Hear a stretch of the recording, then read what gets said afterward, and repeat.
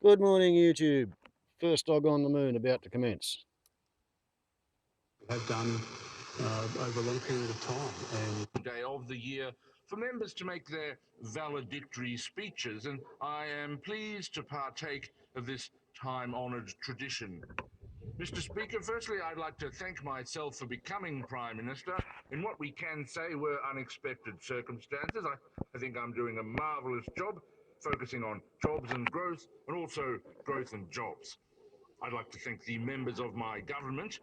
While they're not much different from the members of the previous government, with the same policies and everything, I'd like to thank them all anyway. Don't go changing. I'd like to also thank my staff in the Prime Minister's office here in Canberra, particularly my Chief of Staff, Panchetta Mandibles, who's taking a break from blogging over at News Corp. And I'd especially like to thank the very large team of people in the Cayman Islands looking after my pile of money, which is so enormous it has its own helipad on the top.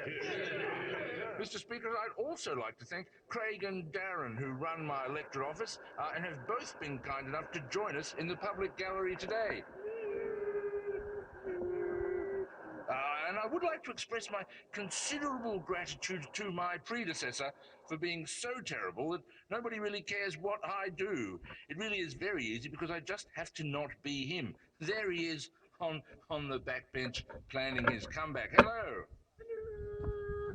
I do want to say, Mr. Speaker, a couple of words about our Special Minister for State, who really is very special. Quite the numbers man. And while I admit he has gotten himself into a spot of bother, the rule of law is the legal principle that law should govern a nation, not the whims of the media or those opposite.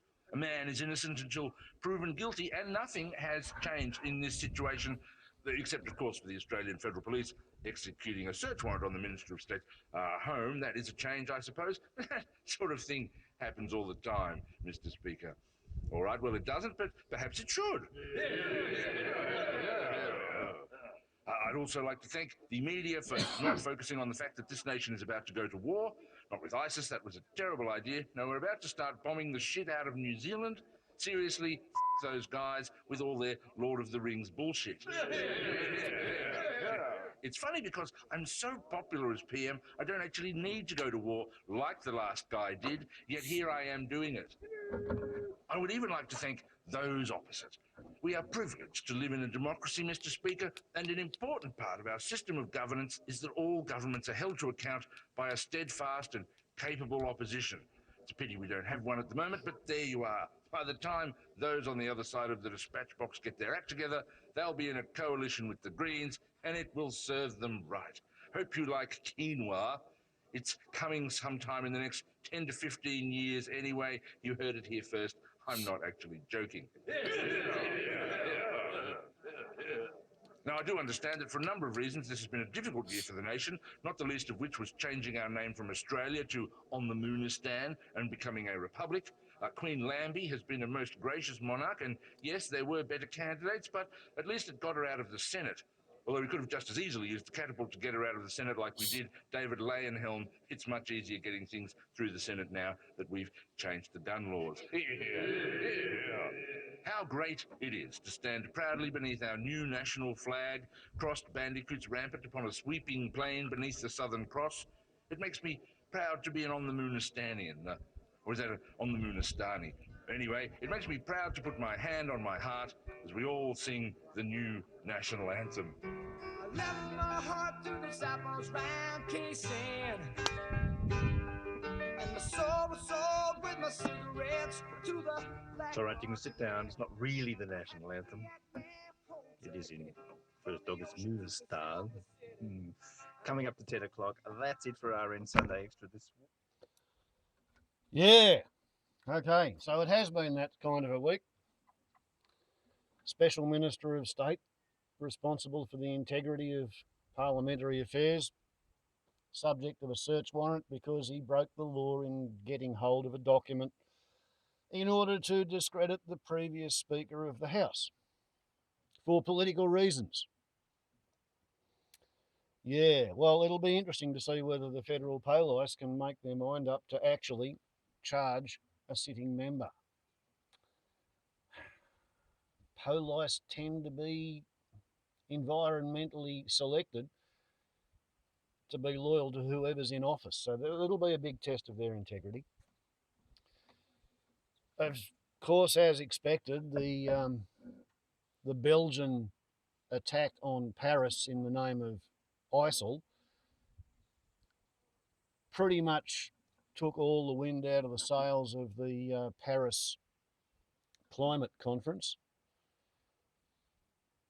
Australia's Prime Minister went there and said, we're going to press on towards clean, green energy research by halving the amount of government research funds.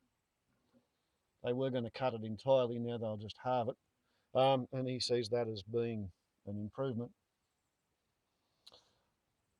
As I understand it, if Australia is to be restricted to a fair per capita share based on population of how much carbon we're allowed to emit in the global carbon budget, if the planet is to be held to having less than 2 degrees of global warming, because the politicians said that that's the limit of what catastrophic starts at. There's no scientist who'll agree with that. The scientists say that it's pretty bloody catastrophic that we've reached 1 degree of warming. But, you know, holding it to less than 1 degree was deemed politically unsaleable back in, say, the 70s when we had the opportunity. We could have started backing off carbon back then, but nobody wanted to do it.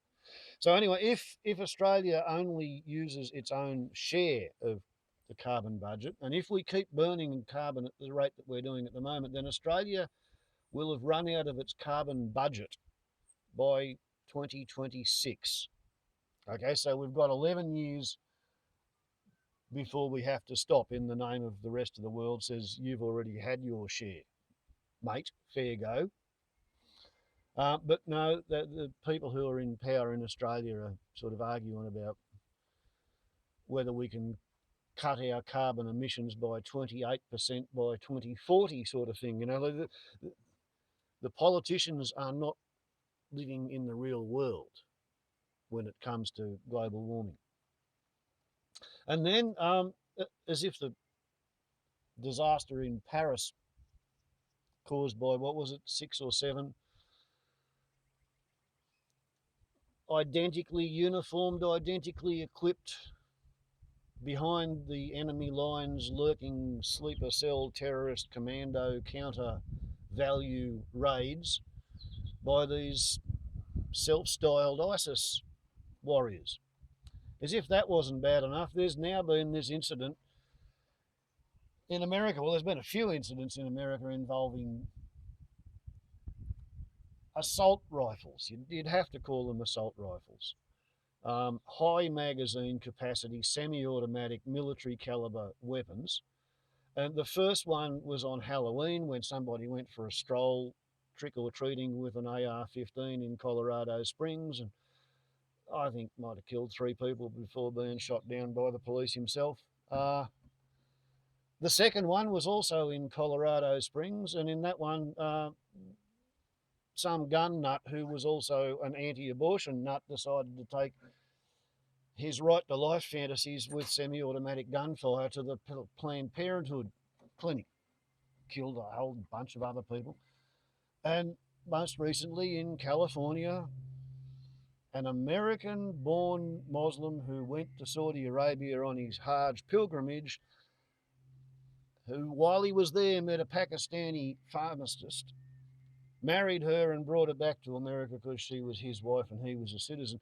And then apparently she pussy whipped him into amassing an arsenal of hundreds of thousands of rounds of various calibers of ammunition, building a collection of pipe bombs, booby-trapping the place with a triple pipe bomb that didn't go off, and taking pipe bombs with them when they set up,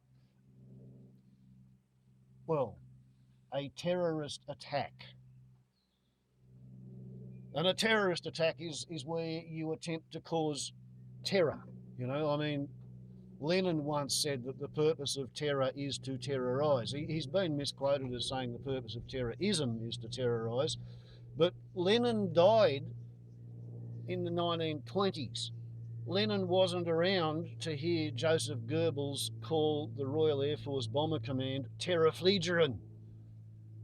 when Arthur Harris took command of the bombing effort, and his first big thing to make his name was he straightened together as many aeroplanes as he could on one night. He raided the training squadrons for instructors, and some aircraft were half crewed by students as well. And he put 1,000 aeroplanes at one time in one raid over the top of Cologne. And Goebbels realised that the RAF was capable of saturating the Luftwaffe's defences, and there was nothing that the Germans could do. The RAF had decided to do this because they'd realised they couldn't get 10% of their bombs within 5 miles. Maybe it was 5% within 10 miles. They were doing a really lousy job at hitting precision targets, night bombing, so they decided to aim for something they could hit. Dormitory suburbs, women, children, grandparents, factory workers, bomb them out of their beds, cook them alive, invent new bombs called 4,000-pound blockbusters just so that you can take out an entire street full of terrace houses, and then set it on fire with incendiaries. That was the RAF order of the day, and Goebbels called them Terror-Fliegeren because they were using terror as a deliberate stratagem of war. They were not like anarchists back in the 1890s, throwing hand grenades at picture theatres. They weren't anarchists. They were using terror. They were terrorists. They were terrorist flyers. Terrorism is a charge, it's a word, it's an accusation made by the loser against somebody who's come up with a strategy or a tactic against which the loser has no countermeasures. The next person to call anybody a terrorist after Joseph Goebbels shot himself and poisoned his wife were the British in the mandated state of Palestine, or territory of Palestine, in 1947, when they arrested a fellow called Yitzak Rabin and another one called Benjamin Nettinyahu for wearing dresses and throwing hand grenades in cafes in Palestine, and then Sten gunning, submachine gunning the survivors in the name of Zionism. And then in 1948, the Zionist terrorists had to be let out of jail and they became the democratic government of Israel. Right? Terrorist, it's a word a loser uses against something that they can't beat. You can't defend every coffee shop. The terrorists won. Then the pommies called the Mau Mau terrorists, and then the Malayans, the communists, they were terrorists, and then everybody in Indochina was called terrorists by the French and then by the Americans. And you know, the French and the Americans don't run Indochina anymore. If you call somebody a terrorist, it means you've admitted defeat, effectively. You know that you're going to be beaten, that you can't afford to occupy their homeland forever, because the further a primate fights off its home territory, the more often it loses. And the more often a primate fights, the more often it fights off its territory. Basically, if the American killer monkeys want to beat the Muslim killer monkeys, they've got to bring them back to America. And they've done that. They've succeeded in doing that, you know.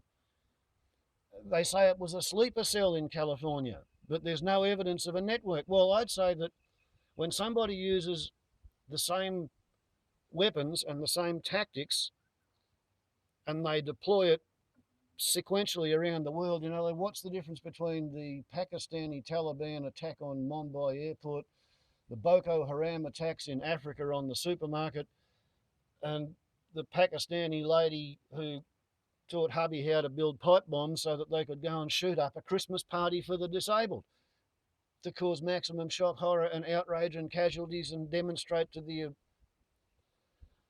government, to the state, to the enemy of whoever's organising it, that you can't protect your weakest. We can strike you, just like you can cause collateral damage all over our village. Look what we can do. That's the message they're sending. And for the record, the first terrorists to use suicide belts were in Sri Lanka, the Tamil Tigers of Elan. That's who invented the suicide belts. And they weren't Muslim and they weren't Hindu, they were secular atheists. But they were rebelling, they were revolting. They were going up against a force that they were not prepared to live under, and therefore they didn't care if they died. Once people get to the kamikaze point where they're not trying to go and punch you in the nose and run away, they're prepared to blow themselves all over the landscape as long as they can hurt you. It's time to back off and get out. Stay the hell out of their things. Let them sort it out for themselves, however bad you think it might be. It'll be better if you leave them alone than if you go in and try and stop them. You know, thy evil inspiration number 12 is to get involved in strife or to aid and abet strife. Wardle's on a lot to YouTube. Ciao.